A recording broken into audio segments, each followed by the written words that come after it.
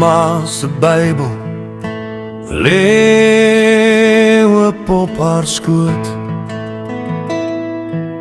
Sy fluister die vanne wat stil verdwyn het in die groot.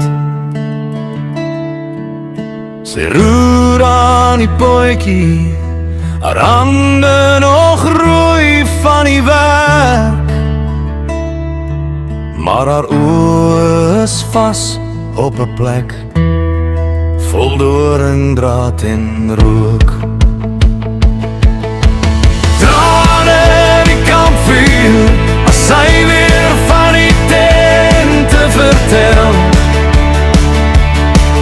van kinders wat koor skree en ma's wat te moeg is om te huil. Boerevolk, onthou nou, ons bloed is nie net stof en sand. Dis name en stories, vasgebrand in hierdie land.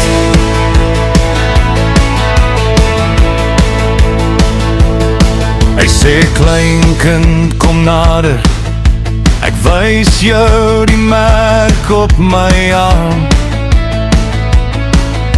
Dis nie van 'n mes nie, dis van koue en honger en alarm. Sy stem raak nog sagter as hy praat van sy suster se lag.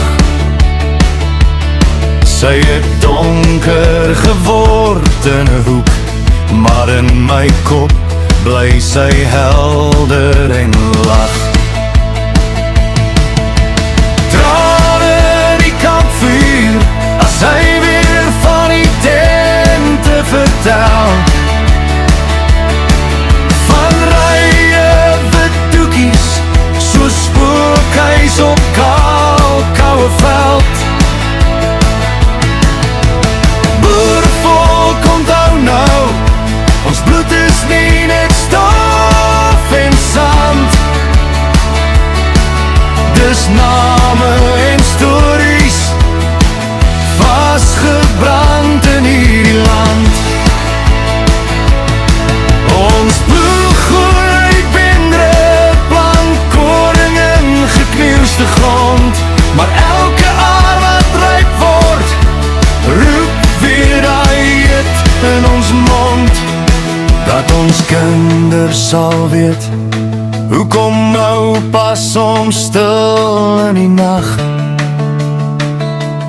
sit en staar na die kole, tot die son oor die vlaktes opwag. Trane in die kampvuur, lig op in die koue naglug. Ons dra nog die smart saam, maar oor daai onbreekbare rug. Boerevolk, onthou nou, ons bloed is nie net stof en sand. Dis name en stories, vasgebrand in hierdie land.